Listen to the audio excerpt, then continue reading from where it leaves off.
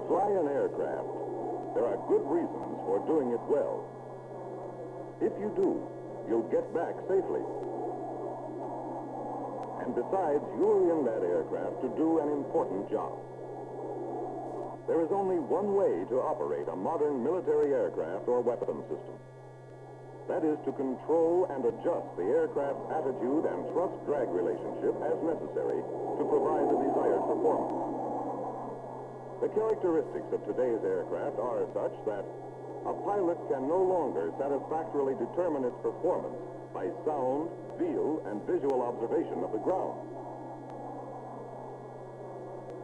Now, he must refer to the aircraft's performance instruments to determine aircraft performance.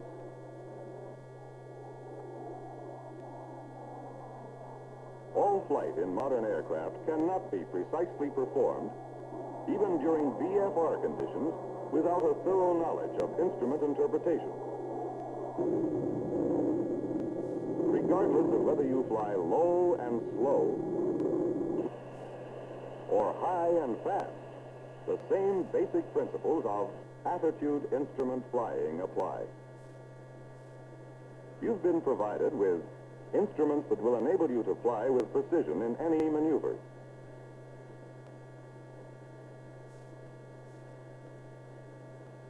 Every maneuver, no matter how complicated, is simply a progression from one basic maneuver to another. Arrangement of the instruments may vary from aircraft to aircraft, but the technique of their use remains the same.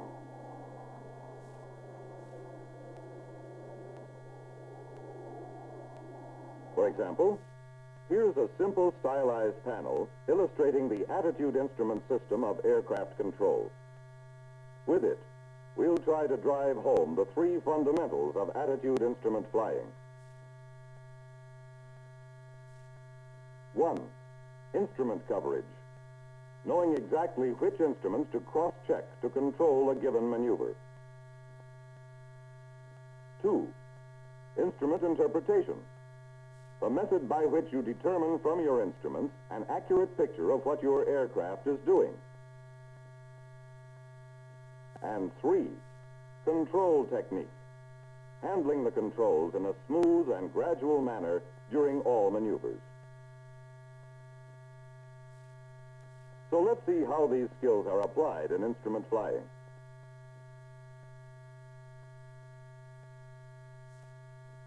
Aircraft control is maintained by reference to the attitude indicator for pitch,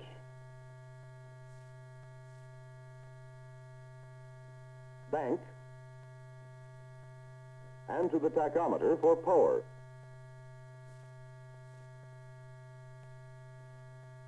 Because they are referred to when controlling the aircraft, they are appropriately termed control instruments. Other flight instruments show you how well you are controlling the aircraft. They are the performance instruments. They show when a change is needed, what needs to be changed, and how much to change attitude or power. It is then a simple matter to make your corrections on the attitude indicator or tachometer, as the case may be.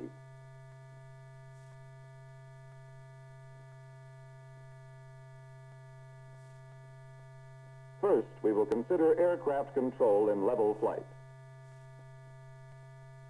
Starting with the control of pitch, let's begin with the attitude indicator, which directly indicates the actual horizon. The indicator is adjusted to portray level flight at the desired airspeed. The relationship of the fuselage dot to the horizon bar tells you the aircraft's pitch attitude. The fuselage dot above the horizon bar shows a nose-high attitude, and below, a nose-low attitude. Just remember, for control of pitch in level flight, use the attitude indicator. Now, let's take a look at the altimeter. This instrument shows your height above either a standard datum plane or above mean sea level.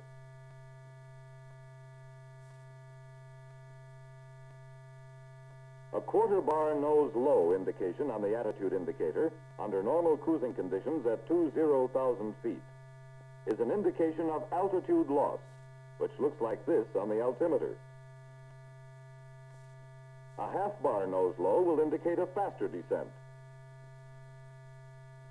When the attitude indicator registers a quarter bar nose high, the altimeter will indicate a slow climb, and faster for a half bar high. The altimeter has two characteristic errors which must be taken into account. The first is a lag, which is more noticeable at high altitudes. Your aircraft may change altitude a bit before the altimeter indicates a change. The second is reversal error. In other words, in a quick pull-up, the altimeter will show a descent before it recovers to show a climb. Neither lag nor reversal error will occur to any important extent if smooth, gradual pressures are applied.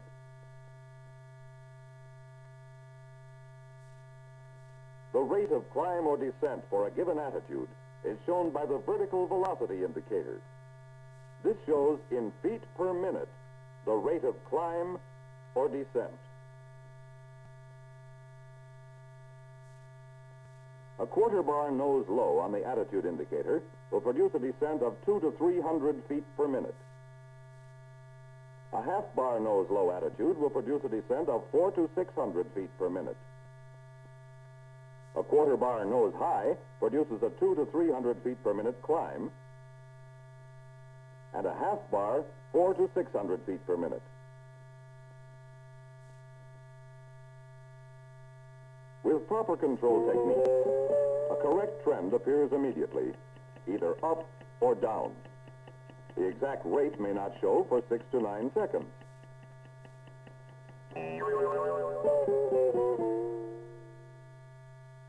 Here, too, abrupt control movements will cause reversal error.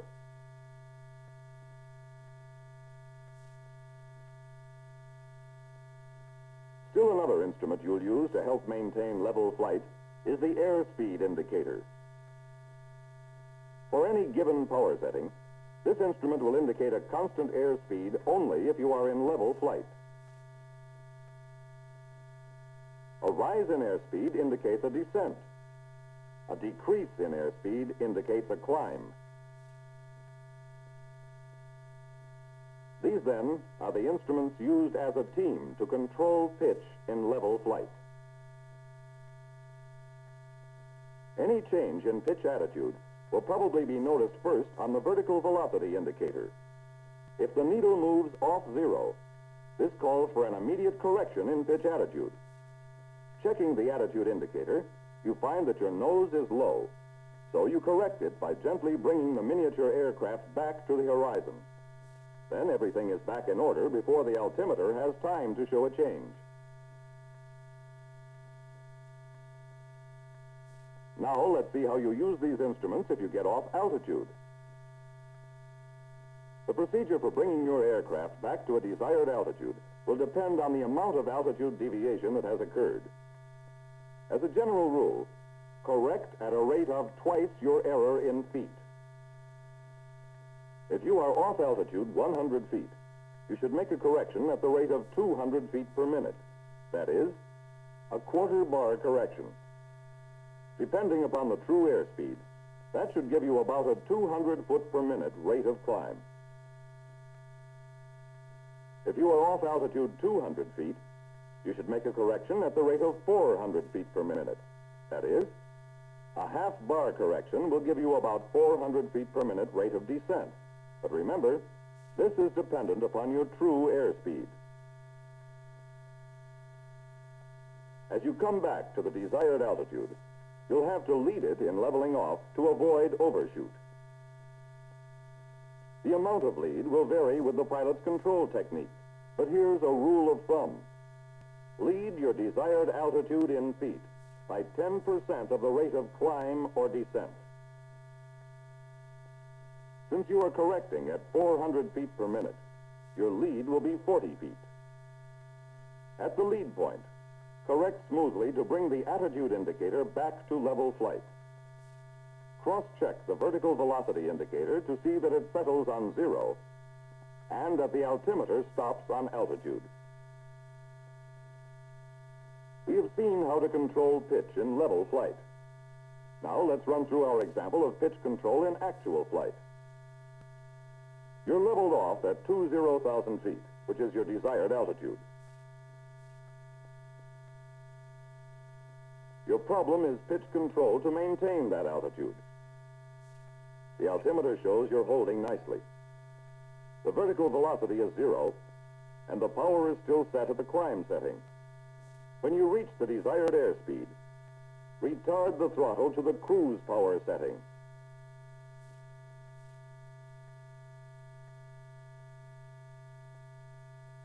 Adjust to bring the attitude indicator to center. Airspeed checks OK. Steady at 275 knots.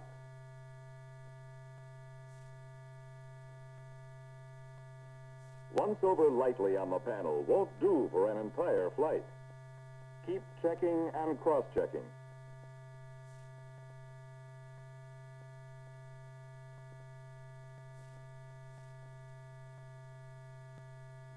Watch it, you're dropping. Your nose must have come down a little.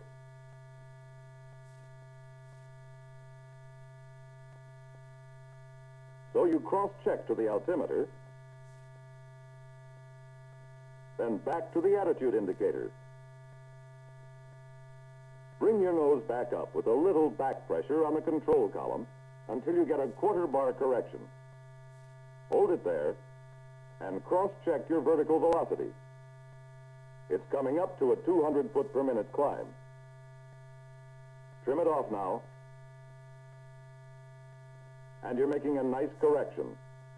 Back to 20,000 feet. Cross-check the vertical velocity indicator, still at 200 feet per minute, and the attitude indicator, holding a quarter bar correction. And now, it's time to lead your altitude. As the altimeter comes to 20 feet from your desired altitude, start to level off on the attitude indicator. Check your vertical velocity, altimeter, and airspeed. You're right on the money while continuing to cross-check all pitch instruments. Trim off control pressures. And that's how you use your pitch instruments to maintain level flight.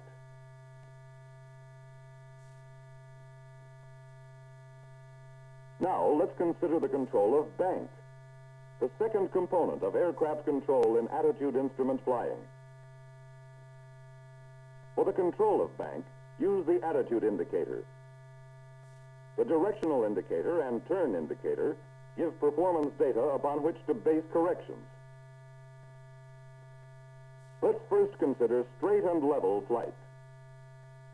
To maintain coordinated straight flight, you must hold your wings level to prevent turning from your desired heading. The attitude indicator has two ways of showing a wings level attitude.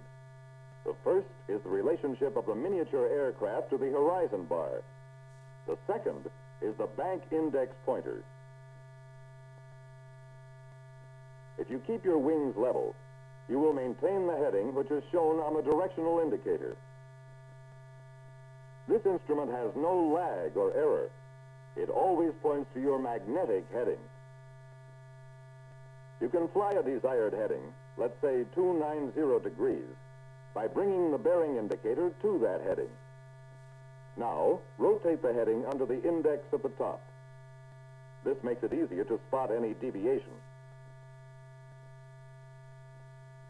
The turn indicator gives you a cross-check for bank control. The degree of bank is dependent upon the true airspeed. For proper bank control, cross-check your 3 bank instruments continually. Here's a rule of thumb. Normally, when making a heading correction, up to 30 degrees of azimuth, do not use a greater degree of bank than the number of degrees needed to get back on your desired heading.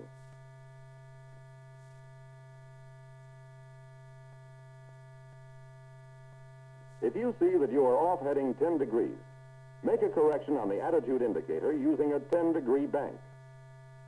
Maintain your angle of bank, and as you approach your desired heading, roll out on the attitude indicator.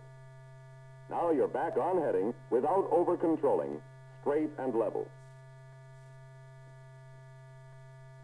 To maintain straight flight, then, you cross-check the performance instruments to spot any deviation. Use the attitude indicator to make your corrections to hold the desired heading.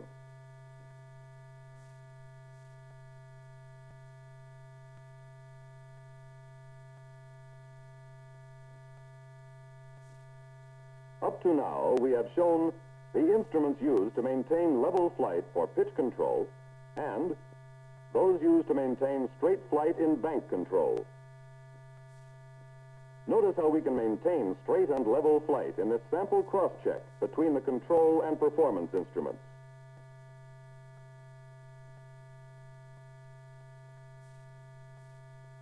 Power control is the last component for control of straight and level flight.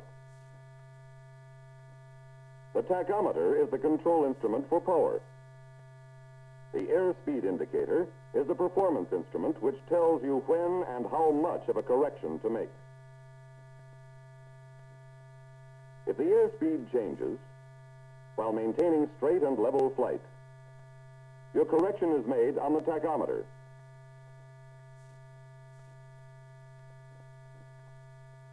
You must know how to change airspeed during straight and level flight. To reduce airspeed, decrease the power below the setting required to hold the new airspeed.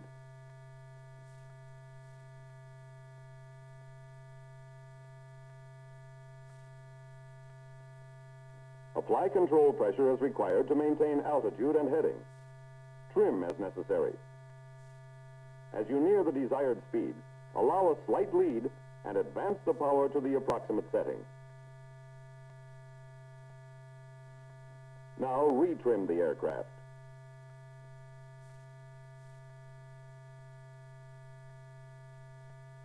If drag devices are used, reduce your power to approximately the right setting for your new airspeed.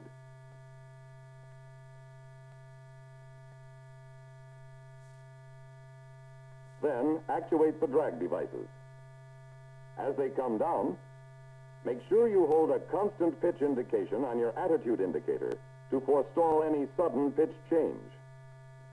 Then cross-check your performance instruments and apply proper control pressures to hold your altitude and heading.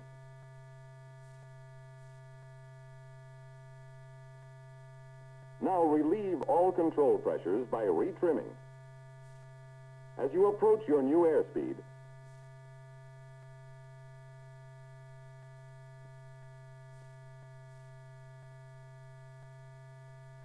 retract your drag devices while still maintaining your heading and altitude. To increase your airspeed while in straight and level flight, increase your power beyond the setting required to hold the new airspeed.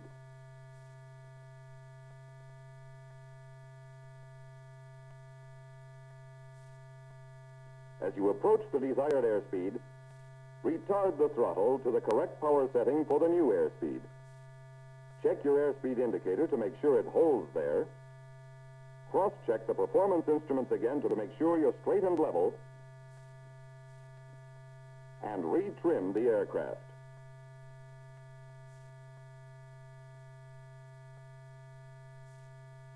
We've illustrated the correct method of aircraft control as related to pitch, bank, and power. Now let's see how we apply them to basic instrument maneuvers. We'll start with level turns, entries, and recoveries. In instrument flight, it is undesirable to exceed 30 degrees of bank. This is controlled by using the attitude indicator. To make turns at a specified rate, you must refer to the turn indicator. Most of your rate turns will be either half standard rate turns, which are 1.5 degrees per second, or standard rate turns, which give you a 3 degree per second turn. Since most flying in jet aircraft will be done at high true air speeds, most turns will be made at the half standard rate, or less, so as not to exceed 30 degrees of bank. In either case, check the resultant bank angle as shown on the attitude indicator and hold this bank. The attitude indicator has a few eccentricities which must be taken into account during precision instrument flying. During a level turn, it is possible for the horizon bar to preset up or down, which would lead you to believe that you are climbing or descending. But a fast cross-check of the vertical velocity indicator and altimeter confirms that your turn is level. This precession in the attitude indicator is disconcerting. However, with the current presentation, when deviations occur, proper corrections can be accomplished.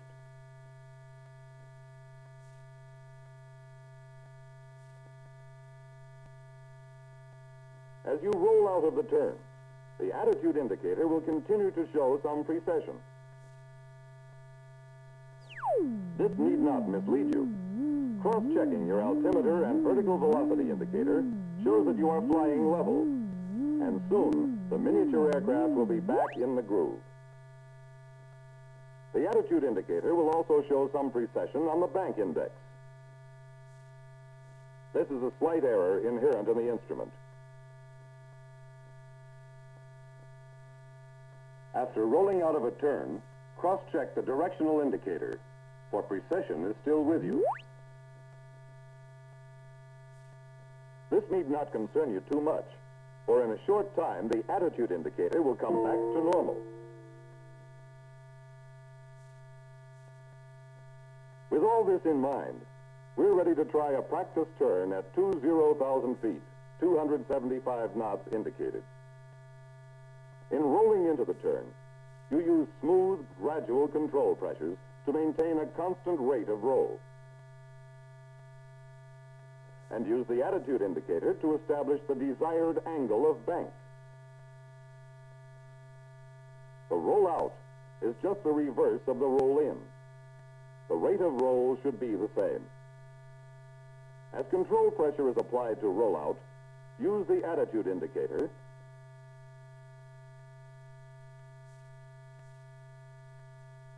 cross-check the turn indicator to see that it centers. Recheck the attitude indicator and the directional indicator for bank.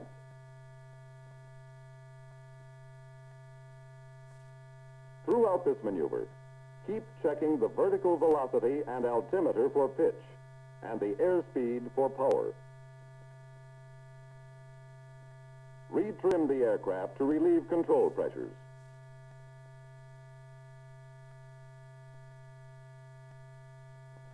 Turns to headings are made exactly the same way, except that you have to roll out on the proper heading.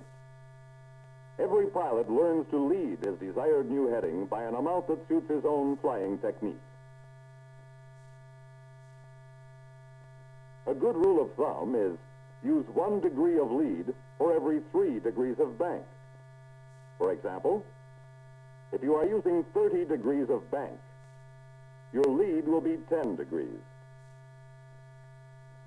Since you have to roll out on 360, your lead point is 350. And that's where you start your rollout on the attitude indicator. When your wings are level, cross-check the directional indicators. We will now take up constant airspeed climbs and descents. When you want to climb at the same airspeed at which you've been cruising, you first advance power to the climb setting, at the same time making whatever pitch correction is necessary to hold your airspeed constant. When your vertical velocity indicator indicates a stabilized rate of climb, You rely on it to help hold your airspeed constant. In other words, you control the pitch with the attitude indicator, cross-checking the airspeed and the vertical velocity. When your airspeed indicator shows that a correction is needed, you make it on the attitude indicator, then cross-check the vertical velocity indicator to see how it is reacting. You hold this new vertical velocity, cross-checking to see if the airspeed is coming back to where you want it. When reaching the correct speed, make a pitch change on the attitude indicator. The resulting vertical velocity will be, in this case, slightly higher than before. During the climb, don't forget to check your directional indicator for bank and your tachometer for power. Your level-off altitude is 3,000 feet, so it is time for you to consider your level-off procedure. You are climbing at 1,500 feet per minute, which means that you must lead your altitude by 150 feet. When the altimeter reaches the lead point, reduce the power to cruise setting. Smoothly bring the attitude indicator back to the level flight attitude. Then cross-check the vertical velocity indicator to see that it is decreasing toward zero, and the altimeter to see that it levels off exactly on altitude. Now check the airspeed. You see that it is slightly off, so you adjust the power and return to the proper speed. Then adjust the power to maintain this speed. A fast cross-check of all the instruments is made to be sure that you are in straight and level flight. Now let's consider the procedure for a straight descent. First, throttle back. Lower the nose.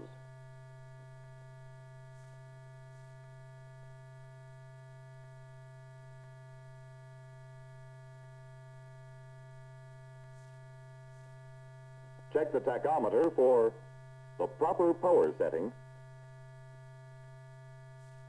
and maintain a constant airspeed.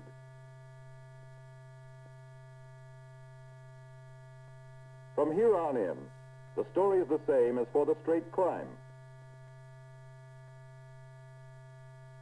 The technique for a climb or descent at a definite rate is basically the same as for constant airspeed climbs and descents, except that now the vertical velocity as well as the airspeed must be held constant. In other words, in a rate climb or descent, pitch attitude control is used to establish and maintain a desired vertical velocity. Power control is used to maintain a desired airspeed. Virtually all instrument flying maneuvers are based on the rules we have illustrated for turns, changes of airspeed, climbs, and descents. Flying in itself is not inherently dangerous, but like the sea, it is unforgiving of any carelessness, incompetence, or neglect. It all boils down to the fact that your flying is as good as your instrument techniques. Learn them, perfect them, practice them. Your flying depends on your instrument flying techniques.